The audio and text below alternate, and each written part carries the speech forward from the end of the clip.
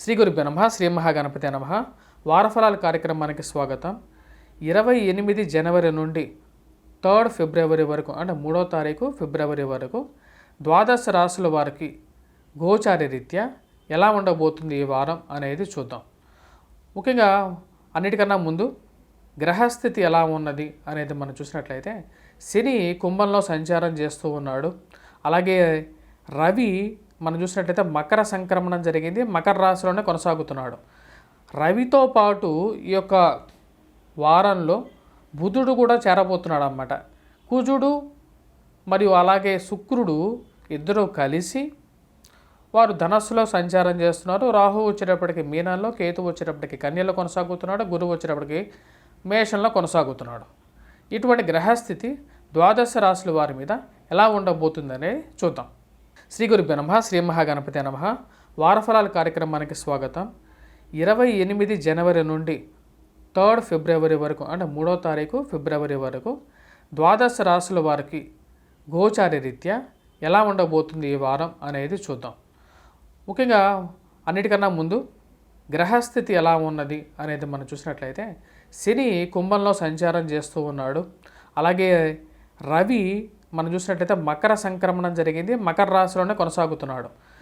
రవితో పాటు ఈ యొక్క వారంలో బుధుడు కూడా చేరబోతున్నాడు అన్నమాట. కుజుడు మరియు అలాగే శుక్రుడు ఇద్దరు కలిసి వారు ధనస్సులో సంచారం చేస్తున్నారు. రాహువు వచ్చేటప్పటికి మీనంలో, కేతు వచ్చేటప్పటికి కన్యలో కొనసాగుతున్నాడు, గురువు వచ్చేటప్పటికి మేషంలో కొనసాగుతున్నాడు. ఇటువంటి గ్రహస్థితి ద్వాదశ రాశుల వారి మీద ఎలా ఉండబోతుందనేది చూద్దాం. మిథున రాశి వారికి ఎలా ఉన్నది అనేది ఈ ఒక వారం అనేది చూద్దాం. మిథున రాశి వారికి మనం గమనించినట్లయితే ఈ రాశి వారికి సప్తమంలో వచ్చేటప్పటికి కుజుడు, అష్టమంలో వచ్చేటప్పటికి రవి సంచారం అనేది ఉంది. అలాగే ఈ రాశి వారికి లాభస్థానంలో గురువు యోగకారకమైనటువంటి స్థానంలో ఉన్నాడు. దానివల్ల వచ్చేటప్పటికి వృత్తి వ్యాపార రీత్యా కూడా అనుకూలంగా ఉంటుంది. అలాగే ఫ్రెండ్స్ అండ్ రిలేషన్షిప్స్లో కూడా అనుకూలమైనటువంటి ఫలితాలు పొందగలుగుతారు. కొత్తగా బంధువులు, స్నేహితుల వల్ల కొన్ని సహాయాలు, సహకార్యాలు పొందగలుగుతారు అన్నమాట. అంటే వీరు చేసేటువంటి పనిలో వారి యొక్క వంతు ఎవరైతే బంధువులు కానీ ఫ్రెండ్స్ ఉన్నారో వారు కూడా ఒక చెయ్యి వేయటం అనేది జరుగుతుంది. సంఘంలో పేరు ప్రఖ్యాతులు సంపాదించగలుగుతారు. కాకపోతే ఈ రాశి వారికి మనం బాగా గమనించినట్లయితే రాజ్యస్థానంలో ఉన్నటువంటి రవి రాహువు వచ్చేటప్పటికి చాలా యోగకారకుడు. రాహువు వల్ల వచ్చేటప్పటికి రాజకీయ పరంగా ఎదగాలని చెప్పి చేసేటువంటి ప్రయత్నాల్లో అనుకూలమైనటువంటి ఫలితాలు పొందగలుగుతారు. యాక్సిడెంట్స్ రిలేటెడ్ ఇష్యూస్లో జాగ్రత్తగా ఉండాలి. ఎందుకంటే ఇక రాశి వారికి వచ్చేటప్పటికి చతుర్థంలో వచ్చేటప్పటికి మనం చూసినట్లయితే కేతు ఉన్నాడు అన్నమాట. కేతు అనుకూలమైనటువంటి స్థానంలో లేనప్పుడు ఇప్పుడు ఎలా అవుతుందంటే తల్లిగారికి ఆరోగ్యం, హెల్త్ రిలేటెడ్ ఇష్యూస్ జరగటం కానీ లేకపోతే ప్రయాణంలో సెల్ఫ్ డ్రైవింగ్ విషయంలో తగు జాగ్రత్తలు అనేవి తీసుకోవాలి. ధూమపానానికి దూరంగా ఉండటం అనేది శ్రేయస్కరంగా కూడా చెప్పచ్చు అన్నమాట. మరియు అలాగే సప్తమంలో ఇక రాశి వారికి వచ్చేటప్పటికి కుజుడు ఉన్నప్పుడు వివాహ ప్రయత్న సంబంధితమైన విషయాల్లో ఎక్కువగా డిలే అవ్వటం అనేది జరుగుతుంది. శరీరంలో అధికమైనటువంటి వేడి, అనారోగ్యం, ధనక్షయకారకంగా కూడా తయారవుతుంది. అంటే అధికమైనటువంటి ఖర్చుగా కూడా తయారవుతుంది. అష్టమంలో వచ్చేటప్పటికి రవి ఉన్నప్పుడు రావాల్సినటువంటి పేరుని, రావాల్సినటువంటి డబ్బుని ఏదో ఒక విషయంలో ఇరుక్కుపోవటం అనేది జరుగుతుంటుంది. దానికి ముఖ్య కారణం వచ్చేటప్పటికి రవి సరైనటువంటి స్థానంలో లేనప్పుడు ఇటువంటి అవరోధాలు అనేవి ఏర్పడుతూ ఉంటాయి అన్నమాట. అంటే రావాల్సినటువంటి ప్రమోషన్స్ కానీ, ఇంక్రిమెంట్స్ కానీ రాలేకపోవటం, ముందుకు పోలేకపోవటం, జీవితంలో ఒక అడ్డంకి అనేది ఏర్పడటానికి ముఖ్య కారకం ఏమిటి అంటే దాని ముఖ్య కారణం ఒకటి అన్నమాట. దాని ఏంటి అంటే అక్కడ ఉన్నటువంటి రవి యొక్క స్థానం. రవి అష్టమంలో ఉన్నప్పుడు యోగకారకుడు కాదని చెప్పి శాస్త్రం చెప్తుంది.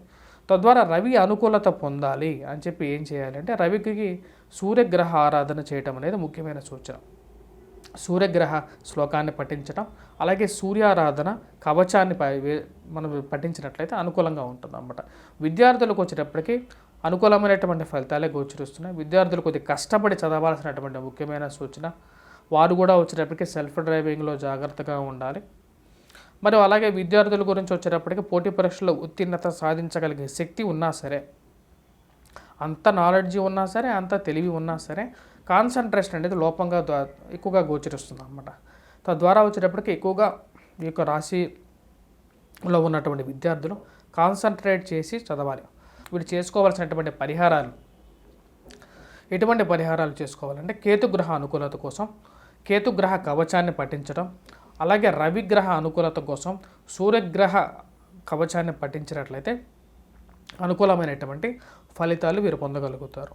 వాటితో పాటు కుజగ్రహ అనుకూలత కోసం అంటే వివాహం గురించి ప్రయత్నం చేస్తున్నటువంటి వారు కుజుడు సరిగా లేడు కాబట్టి ఏ సంబంధం వచ్చినా సరే దగ్గరికి సరిగా జరగట్లేదు అనే ఒక ఆలోచన అనేది ఎక్కువగా ఉంటుంది. కాబట్టి ఈ యొక్క రాశి వారు ముఖ్యంగా చేయాలంటే కుజగ్రహ కవచాన్ని పఠించాలి. అలాగే తండ్రి గారితో స్థిరచరాస్తులు రావాల్సినటువంటి స్థిరచరాస్తుల సమయానికి రాకపోవటానికి ముఖ్య కారణం వచ్చేటప్పటికి శని యొక్క ప్రతిబంధకం అన్నమాట. శని సరైన స్థానంలో లేనప్పుడు అనుకూలమైనటువంటి ఫలితాలు ఈ రాశి వారికి తక్కువగా ఉంటాయి. మా యొక్క ఛానల్ని సబ్స్క్రైబ్ చేయండి.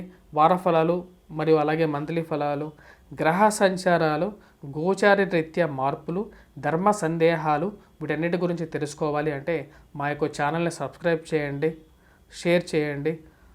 మన ఛానల్లో ఎక్స్క్లూజివ్ కంటెంట్ కూడా వస్తుందన్నమాట. నా యొక్క కంటెంట్ మెయిన్గా వస్తూ ఉంటుంది.